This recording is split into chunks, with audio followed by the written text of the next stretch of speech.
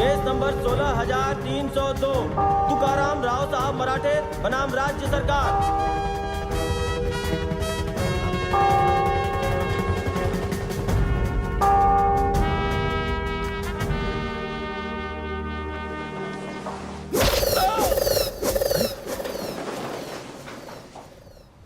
कितने दिनों से कह रहा हूं इस कील को निकाल दो। कब चेंज करोगे इस कुर्सी को? जब रिटायर हो जाऊंगा तब।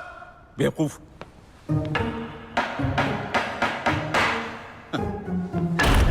जज को कारपेंटर बना दिया। अब आप लोगों से हाथ जोड़कर रिक्वेस्ट करनी पड़ेगी। बैठ जाइए, बैठ जाइए। अरे मंत्री जी, आप विश्वकर्मा साहब, आप भी? Yes milord. मिलॉर्ड, दरअसल ये सरकारी केस है, इसीलिए मुझे बुलाया गया है। समोर से वकील है और सरकार के प्रतिनिधि के रूप में कलेक्टर श्री ज्ञानदेव अग्निहोत्री जी भी मौजूद हैं। बैठ जाइए, बैठ जाइए।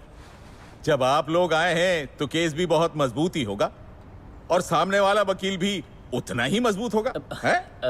साहब, मेरे पास कोई भी वकील नहीं है। मेरे को जो बोलने का है ना, मैं बोलेगा। मेरा नाम है तुकाराम राव साहब मराठे। मेरा केस भी सच्चा है, मैं भी सच्चा है। अरे वाह रे तुकाराम, तू तो बड़ा होशियार निकला। यहाँ पास में आओ, पास में आके बोलो। वहां आके बोलना पड़ेगा।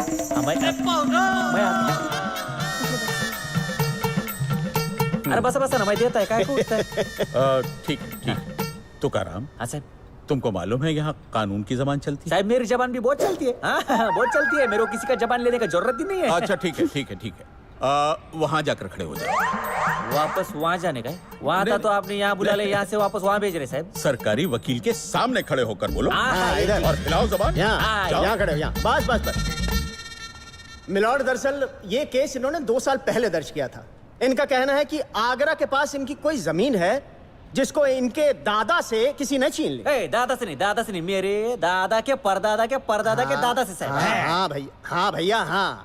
उसको छीन लिया। अब इनका ये कहना है मिलॉर्ड कि वो जमीन इन्हें वापस दिलवाई जाए। भाई सबूत पेश करो और जमीन ले जाओ। अच्छा, अब तुम अदालत को बताओ कि तुम्हारी जमीन कहाँ है और किस इलाके में है। यमुना नदी के किनारे। मिलॉर्ड, यमुना नदी के किनारे जमीन है। अच्छा, कितनी जमीन है? 80 बीघा जमीन है साहब, 80 बीघा। साहब कैसा है, मैं थोड़ा हिल सकता है क्या? साहब कैसा है, 2 साल पहले हमने केस किया था साहब, 2 साल पहले। लेकिन हमारा फाइल भी बाकी सब फाइल की तरह बहुत सारा फाइल के नीचे दब के रह गया। तारीख पढ़ता था, मैं आता था, फिर तारीख पढ़ता था, मैं चला जाता था। मेरा हालत मतलब ना, वो रबर का चेंडू होता है ना, चेंडू चेंडू चेंडू नहीं होता है क्या वो? चेंडू नहीं क्या, वो ऐसा ऐसा जाता है, छोड़ लेके जाते हैं, धर लेके ये गेंद गेंद। हाँ, वैसा मेरा हालत हो गया साहब। 2 साल में ये कैलकुलेटर साहब। तुकाराम, कलेक्टर को कैलकुलेटर नहीं बोलते। अरे कलेक्टर साहब बोलो। अरे हाँ, वही 2 साल हो गया साहब, लेकिन किसी ने जानने का कोशिश नहीं किया कि जो जमीन पे मैंने केस किया है वो ताजमहल का ही जमीन है। तुमने ताजमहल पर केस कर दिया? हाँ साहब। वाह भाई वाह, तुम्हारी हिम्मत की तो दाद नहीं होगी। हाँ बढ़िया साहब। तुम्हें इसका सबूत पेश करना होगा। अरे साहब सबूत है ना, मेरे पास सबूत है, सब कागज पत्री सब है मेरे पास साहब। हाँ तो पेश करो। सुंदरी,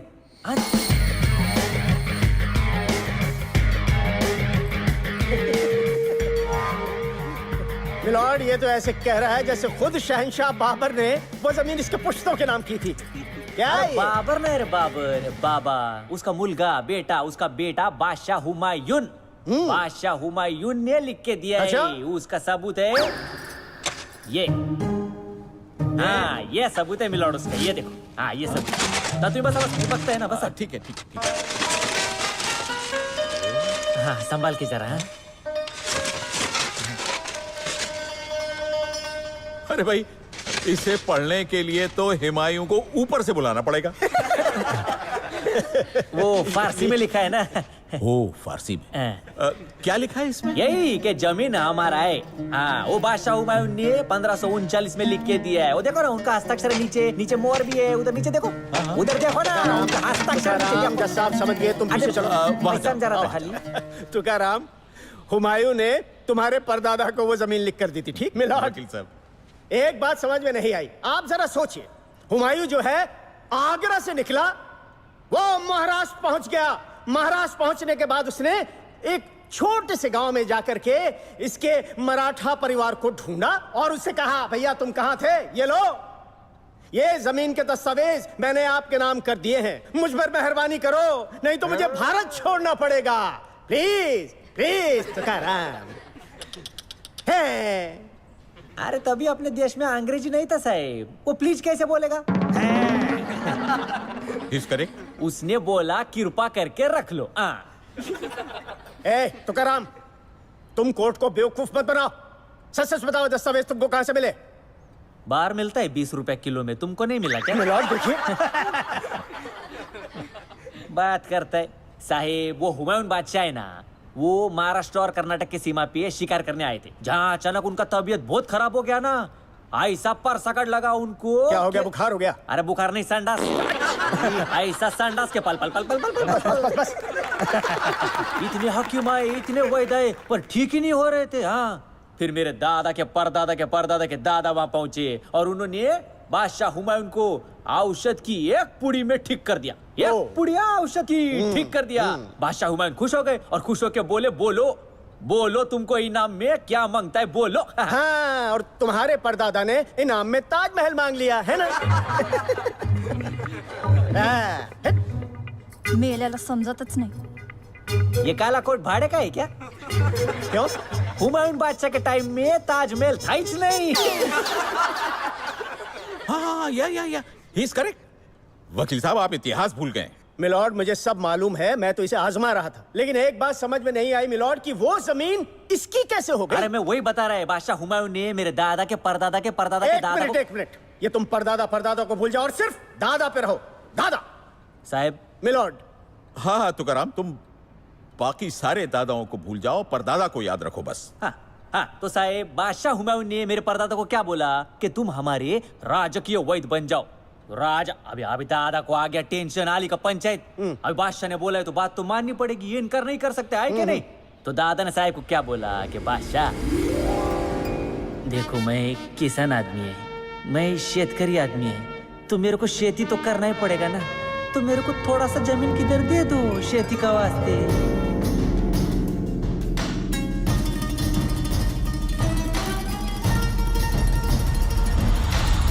हाँ, और हुमायूं ने यमुना नदी के किनारे वाली जमीन तुम्हारे परदादा के नाम कर दी। अब भी बात आपके समझ में आ गया। फिर उसके बाद में मेरे परदादा ने वहाँ पे बासमती चावल उगाना शुरू कर दिया। बासमती चावल? हाँ, बासमती चावल। मिलॉर्ड, आज मुझे पता चला कि बासमती राइस के फाउंडर तो तुकाराम के खानदान के लोग हैं। अरे तुमको कैसे मालूम? अरे भैया, अभी तुम्हें तो बताया। नहीं बताया। साहेब, बात इधर ही खलास नहीं होता है, हम लोग के पास एक और सबूत है। हाँ साहेब, अकबर बादशाह का लेटर, अकबर बादशाह ने लिखा है, अकबर बादशाह का लेटर। अरे बैठो ना, मैं देखता है। हाँ, अकबर बादशाह? हाँ भाई, अकबर बादशाह ने दिया है तो ये भी हमारे पल्ले कहाँ पड़ेगा। ये भी फारसी में ही लिखा है। हाँ। क्या लिखा है इसमें? मिलॉर्ड, यही कि अकबर बादशाह ने लाल किला इसके खानदान के नाम कर दिया। हाँ। आप नकली वकील है ना? क्यों? अरे इनको कुछ भी मालूम नहीं है। अरे लाल किला भी शाहजहां ने बनाया था। या इस करेक्ट। हाँ नहीं, लेकिन अभी तुम मेरे को क्या बोलेगा कि तुम मेरे को आज मार रहा था, है ना? हाँ साहब, कैसा है, वो अकबर बादशाह ने हमारा लगान माफ कर दिया था। क्या हुआ साहब, अकबर बादशाह के यहाँ जब वो शहजादा सलीम पैदा हुआ ना, तो एकदम खुशी का माहौल था, एकदम वो लोग आ रहे, दावत चल रहा है, पार्टी चल रहा था एकदम। तो वो पार्टी में बासमती चावल हमारे यहाँ से गया। वो बासमती चावल सब मेहमानों ने खाया और सब एकदम खुश हो गए, सबने उसकी तारीफ की। तो अकबर बादशाह ने मेरे परदादा को बुलाया और बोले, अरे शांताराम, तेरा बासमती चावल तो ये हुआ ना, आज से तेरा लगान हमेशा हमेशा के लिए माफ। हाँ, यही बात उसमें लिखा है। वो देखो, उनका हस्ताक्षर भी है, मुहर भी है, ये देखो, ये मुहर है। हाँ, तुकाराम, मैं समझ गया। तुकाराम, तुम वहां जाओ। हाँ साहब, जाते। फिर साहब उसके बाद क्या हुआ, 1631 में जब वो शाहजहां की बीवी मरी ना, तो शाहजहां ने उसका समाधि बनाने के लिए हमारा जगह पे कब्जा कर लिया। ऑब्जेक्शन, ऑब्जेक्शन मिलॉर्ड, ये आदमी सरासर झूठ बोल रहा है। तारीख गवाह है कि शाहजहां ने वो जमीन राजा मान सिंह के पोते मिर्जा राजा जयसिंह से 4 हवेलियों के बदले में ली थी।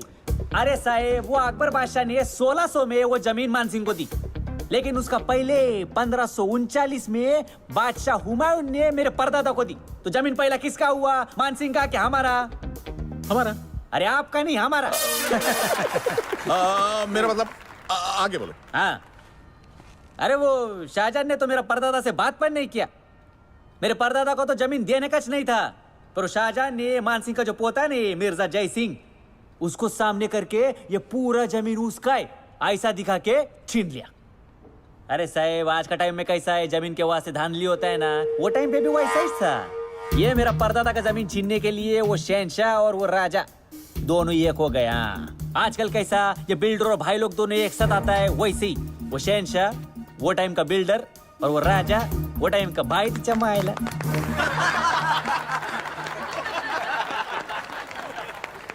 Silence, silence. साहिब, यह अपना मतलब के लिए हिंदू और मुसलमान दोनों एक हो गए। वैसा एकता दिखाएगा नहीं, लेकिन मतलब का बात था ना, तो गैट मैट जमा लिया। सुन रहे हैं मिलॉर्ड आप, ये तो इतिहास को भी बदलने चला है। हाँ, तो इतिहास क्या भगवान ने लिखा है क्या जो सच होएगा?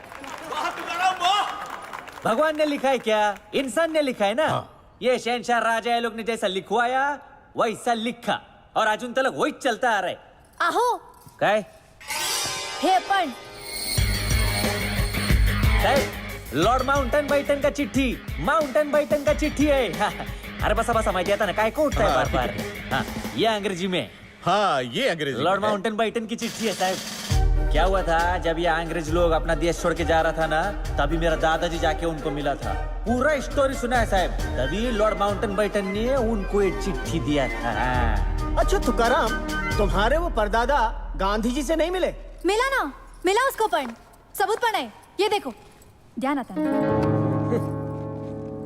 हाँ, गांधी जी के साथ में मेरा उधर, दादाजी उधर। साहेब। साहेब, अरे बसा ना बाबा, कशाला उठताय सारखं सारखं? साहेब, गांधी जी के साथ मेरा दादाजी। ये तो हाँ, नहीं, वो मैं नहीं है, मेरा दादाजी है। ओ। वो हमारा खानदान में कैसा है, सब लोग एक ही शक्ल लेके एक के बाद एक पैदा हुआ है। अभी सोचो साहब, भगवान ने दिया हुआ ये शक्ल आज तक हम लोग ने किसी को नहीं दिया, तो अपना मालकी का जमीन कैसा देगा? हाँ? ये छोड़ो, तो गांधी जी ने क्या कहा? आप गांधी जी ने कहा होगा, अरे भाई तुम ये ताजमहल को तोड़ो और अरे अपनी नहीं। जमीन ले लो। अरे नहीं, उन्होंने क्या बोला, अब ये सारा ये बंटवारे का लफड़ा चलता है ना। हाँ। अभी एक बार ये मैटर हो जाएगा ना, उसके बाद में तुम्हारा मैटर लेगा।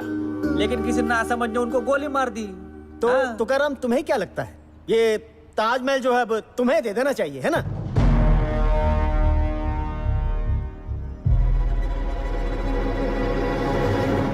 साहब, आपको सबूत चाहिए था, सबूत मैंने आपको दे दिया साहब।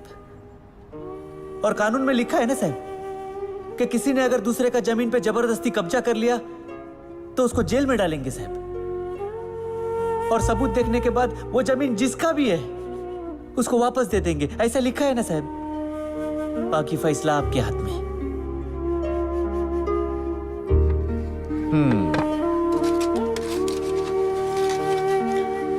लैब में भेजकर ये सारे दस्तावेज चेक कराए जाएं।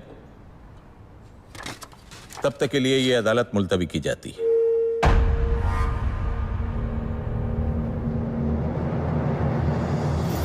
आज तुकाराम ने अपनी मजबूत दलीलें और ताजमहल जमीन से जुड़े सभी दस्तावेज पेश करके सरकार को सख्त में ला दिया है। तुकाराम की मजबूत दलीलों ने सरकार से हरकत मच गया है। सरकार हरकत में आ गई है। ताज जमीन मामले में खून पकड़ लिया। गांधी के देश में आज ये क्या हो रहा है, क्या हो रहा है? मामला और भी दिलचस्प होता जा मेरे को रहा है। लगता है यूपी में सरकार को ही चाल चल रही है। रातों रात तुकाराम तुकाराम के इस दावे में कुछ सच्चाई दिखती सरकार हिल गई है। इससे ताज जमीन की उसकी दावेदारी मजबूत हो गई है। अब देखना है दस्तावेज की जांच के बाद ताज जमीन विवाद क्या मोड़ लेता है। ये देखो, अब ताजमहल पे भी मुकदमा ठुक गया है। तो आप लोगों का क्या कहना है इस ताजमहल विवाद पर? अमा कहना क्या है, पहले तो हम इसे शाहजहां का ताजमहल कहते थे, लगता है अब तुकाराम का ताजमहल कहना पड़ेगा। क्या हो रहा है इस देश में? तो देखा आपने, इस समय सारे देश में चर्चा है कि ताजमहल किसके नाम से जाना जाएगा, शाहजहां के मोहब्बत की निशानी या तुकाराम के पुरखों की सेवा का फल। खैर, इस बात का फैसला तो अदालत की अगली तारीख पर ही होगा।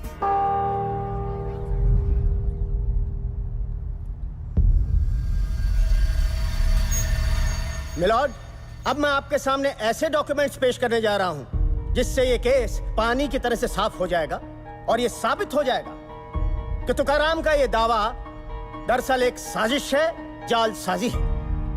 मैं अदालत से दरख्वास्त करूंगा कि एएसआई के ऑफिसर श्री ए.पी. श्रीवास्तव को विटनेस बॉक्स में बुलाया जाए। मिलॉर्ड, इनकी पारखी नजर तुकाराम के ड्रामे का पर्दाफाश कर देगी। ये वही ए.पी. श्रीवास्तव हैं जिनको माननीय अदालत ने दस्तावेजों की सच्चाई का पता लगाने का हुक्म दिया था।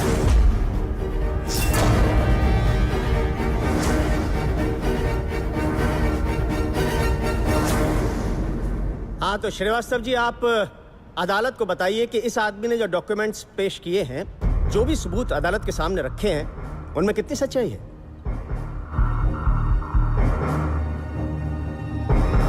वकील साहब, हमारी पूरी टीम ने इनके सारे डॉक्यूमेंट्स की जांच बहुत बारीकी से की है। मेरा तजुर्बा कहता है ये सब असली है। क्या?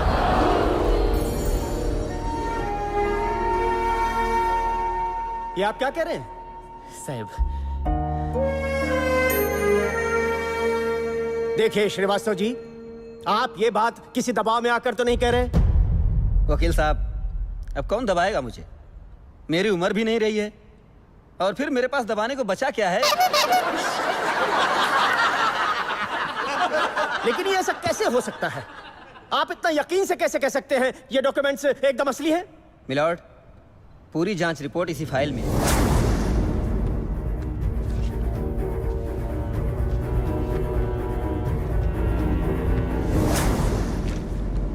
मिस्टर श्रीवास्तव, आप जा सकते हैं।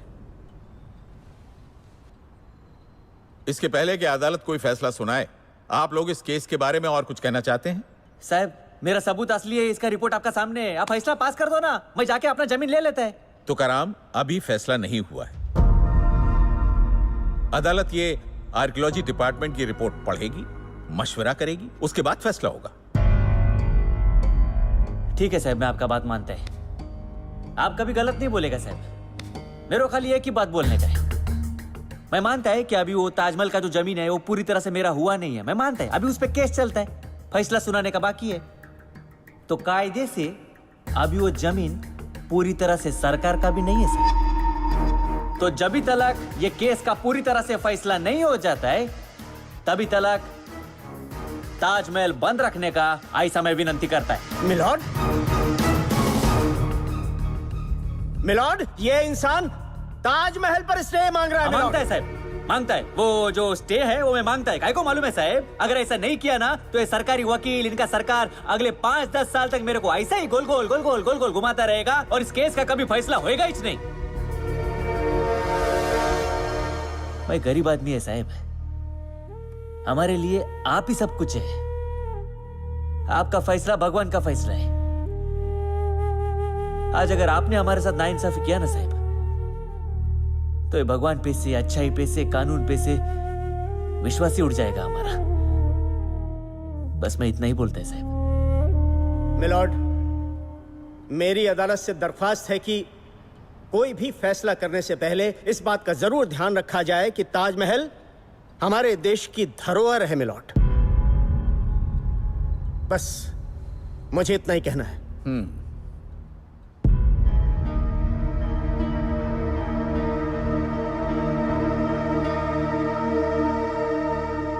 ताजमहल हमारे देश की शान है, ये सारी दुनिया को पता है। मगर तुकाराम ने जो सबूत पेश किए हैं, उन्हें अगर आधार माना जाए तो ऐसा लगता है कि ताजमहल की जमीन तुकाराम के खानदान की है। किसी की जमीन जबरदस्ती छीन लेना एक जुर्म है। इसलिए अदालत की यह राय है कि सरकार, आर्कियोलॉजी डिपार्टमेंट और जो भी डिपार्टमेंट इस केस से संबंधित हैं, तुकाराम राव साहब मराठे के साथ मिलकर इस समस्या का समाधान निकालें, वरना 15 दिनों के बाद अदालत अपना फैसला सुना देगी। In the mean time Tukaram की विनती पर गौर करते हुए अदालत ताजमहल को बंद करने के लिए स्टे ऑर्डर इशू कर रही है। जब तक किसी के भी हक में इस बात का फैसला नहीं हो जाता, ताजमहल टूर प्रोजेक्ट मेरे पापा का ड्रीम प्रोजेक्ट है। इसे मुझे उनके बेटे को हर हाल में पूरा करना है। और इस जमीन को स्पेशल इकोनॉमिक जोन बनाने के लिए मेरे पापा ने बहुत सारे सपने देखे, बहुत प्लानिंग की, बहुत पैसा खर्च किया। तुकाराम जी, दरअसल बात यह है कि इस जमीन को हमने किसानों से बहुत महंगे दामों में खरीदा है। हाँ, झूठ बोलता है, झूठ बोलता है, झूठ बोलता है तुम। किसानों से जमीन खरीदा नहीं है, छीना है कि नहीं? क्या मतलब? जैन तुपकरी का नाम तो सुना ही होएगा ना? नहीं साहब, ये लोग को ये चेक नहीं मिलता है साहब।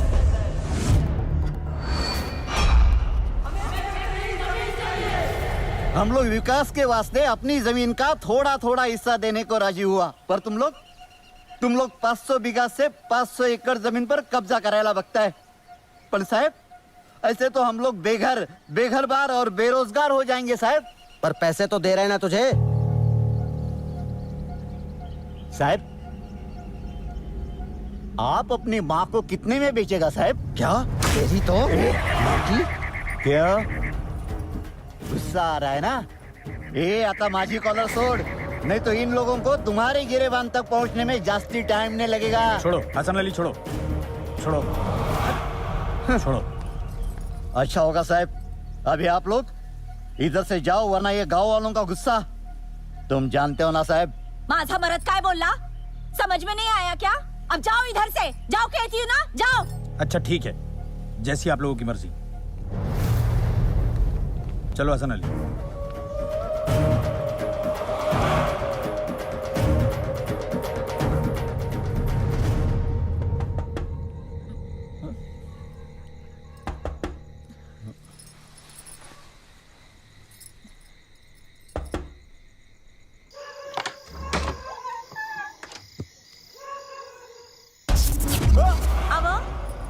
अब कौन है? कौन है? कौन?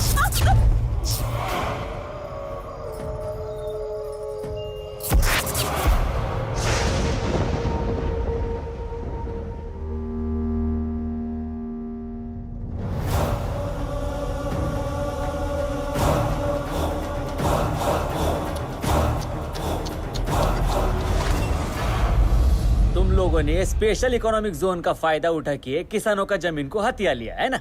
तुम्हारा इन सब बातों से क्या मतलब? क्योंकि उसी गांव की मिट्टी में खेल कूद के मैं जवान हुआ हूं। Hasan Hasan Hasan, take it easy, take it easy. तो तुम तुकाराम नहीं हूं मैं। अपनी पहचान छुपाने के लिए मैंने अपना नाम बदल दिया, ताकि तुम्हारे जैसे लोग मेरी असलियत ढूंढते रह जाए। मेरा नाम विवेक तुपकरी है और जैन तुपकरी मेरे बड़े भाई थे।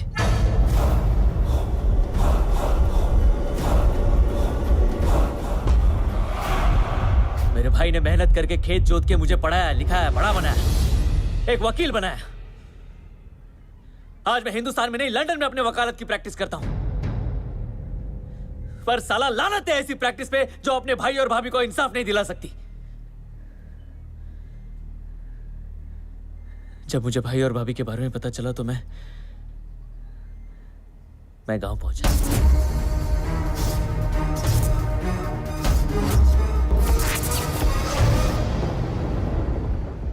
गांव वालों ने मुझे पूरी हकीकत बताई और फिर मैंने सोचा कि साला जिस केस में इतना बड़ा इंडस्ट्रियलिस्ट, इतना बड़ा नेता और इतना बड़ा गुंडा शामिल है, हाँ, मेरी आवाज को कौन सुनेगा?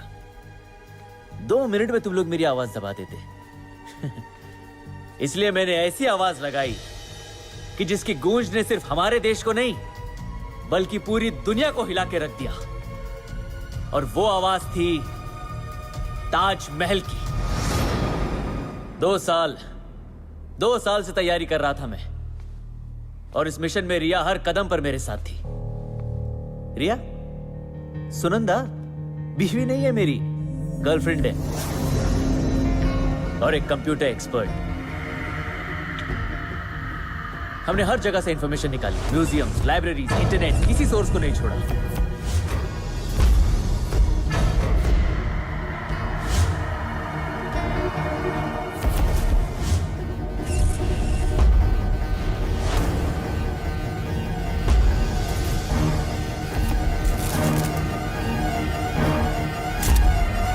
ऐसे सबूत तैयार किए और ऐसी बारीकी के साथ किए कि बड़े से बड़े एक्सपर्ट्स भी धोखा खा गए।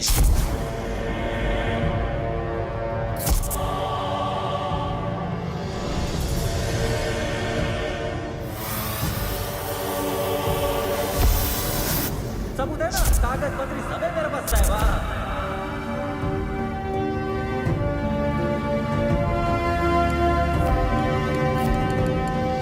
लॉर्ड माउंटेन बाइटन का चिट्ठी, उनका हस्ताक्षर भी है, मोहर भी है। ये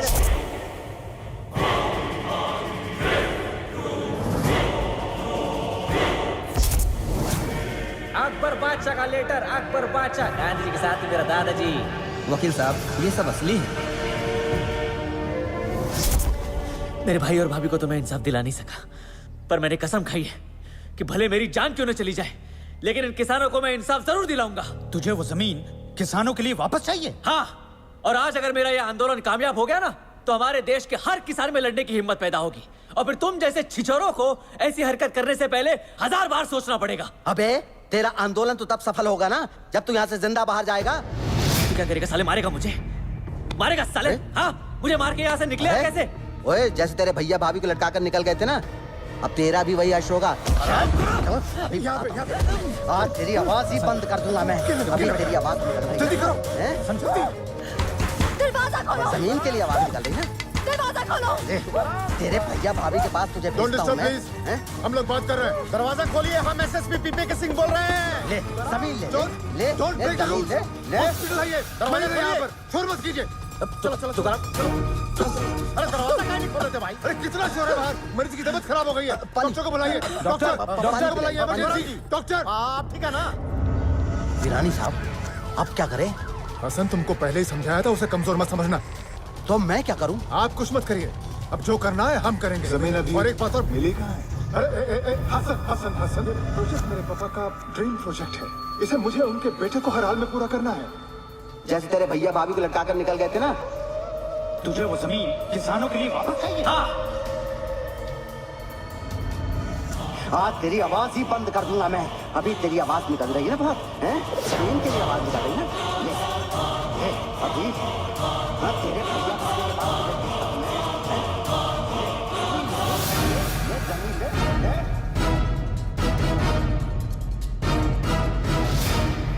ले। ये ऑपरेशन किसान था, और अब पूरी दुनिया देख रही है कि हकीकत क्या है और ये लोग क्या है। ये ऐसे नेता, ऐसे पूंजीपति, ये ऐसे गुंडों के बलबूते पर इस देश पर राज कर रहे हैं। मैं कोई लीडर वीडर नहीं हूं, मैं बस अपने गांव के किसानों को इंसाफ दिलाने के लिए यहां पर आया हूं। मुझे ना तो कोई पार्लियामेंट चाहिए और ना ही ताजमहल। ये हमारी बच्ची नहीं है, ये इनके भाई की बेटी है जो बनाते हैं। लेकिन जो किसान मर गए, उनके अनाथ और बेसहारा बच्चों का क्या होगा? ये कहानी सिर्फ मेरे गांव की नहीं है, हमारे देश के कई ऐसे गांव हैं, कई ऐसे किसान हैं जो आज भी जूझ रहे हैं। फिर चाहे मध्य प्रदेश का वो गांव हो जहां किसान अपने हक के लिए जल समाधि ले रहे हैं, या फिर वो गांव जहां किसानों ने अपने अधिकार के लिए अपनी चिता तैयार कर दी है। अरे कब तक चलता रहेगा ये सब? हम लोग तरक्की के खिलाफ नहीं है, लेकिन क्या फायदा ऐसी तरक्की का जहां लाखों करोड़ों किसानों की उपजाऊ जमीन छीनकर उन्हें हमेशा के लिए बेघर, बेरोजगार और बेसहारा बना दिया जाए। अरे हर जगह अगर बिल्डिंगे, मॉल्स और फैक्ट्रीज ही खड़ी करोगे तो उगाओगे क्या यार, खाओगे क्या? बिल्कुल सही कह रहे हैं आप। तुकाराम जिंदाबाद, तुकाराम जिंदाबाद, तुकाराम जिंदाबाद। You bloody pseudo. इस आंदोलन में कोई भी हमारे साथ नहीं था। हमने जो कुछ भी किया वो सिर्फ सरकार को जगाने के लिए। अगर हमने कोई जुर्म किया हो तो जो सजा हो हमें मंजूर है। पहले इन तीनों को उनके जुर्म की सजा दी जाए, उसके बाद हमें जो भी सजा दी जाएगी हमें मंजूर है।